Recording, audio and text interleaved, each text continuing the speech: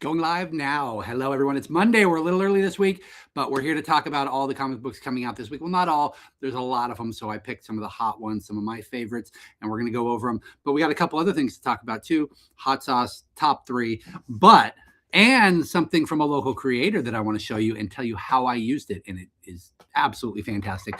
But as always, words of wisdom from Picard.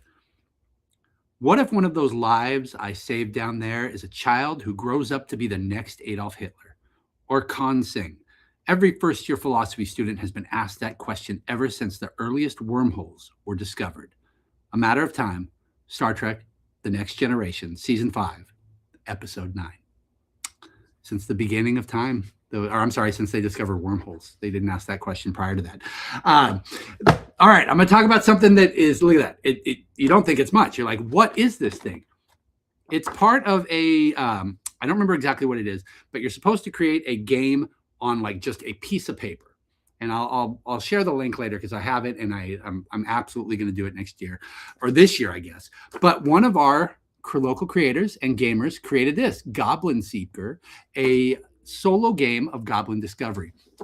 So it's absolutely fantastic. It is a solo adventure game, but it's also a creative process for you. And I have a unique way of using this that turned out to be great. So it gives you a little synopsis here.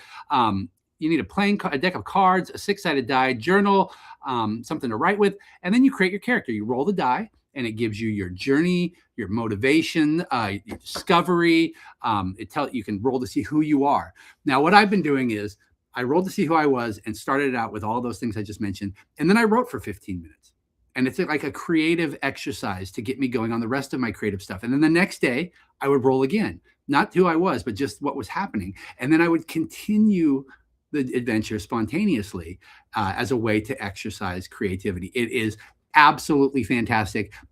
This is the best prompt tool I have ever used for writing, and I've used a ton, whether it's pictures, words, sentences.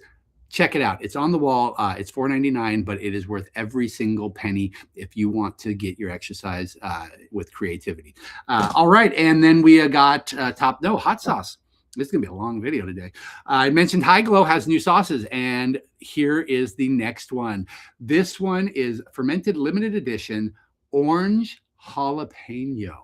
Little thinner than the previous one, but what a great company, and right here out of Sacramento. Top three this week, Batman by Fraction, such a wonderful book. I've enjoyed this more than the darker stuff they've been doing for the last 2 decades.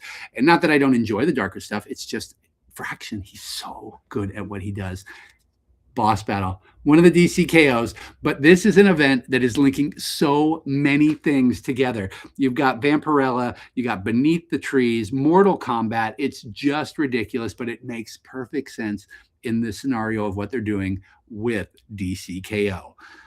And another big event, the end of the Ultimate Universe, Ultimate Endgame #2 comes out this week.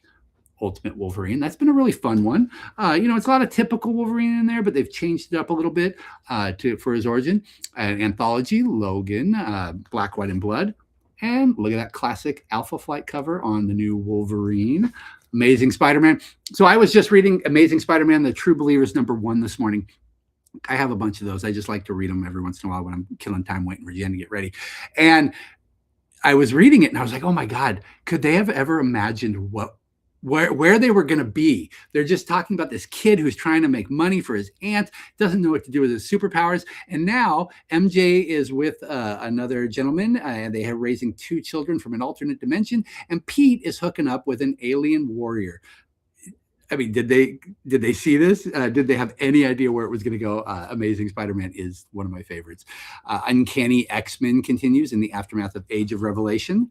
Godzilla continues with Infinity War #1, and Planet of the Apes, Fantastic Four. I haven't read it yet. I don't know how it's going to happen, but I think that's a perfect match for those travelers.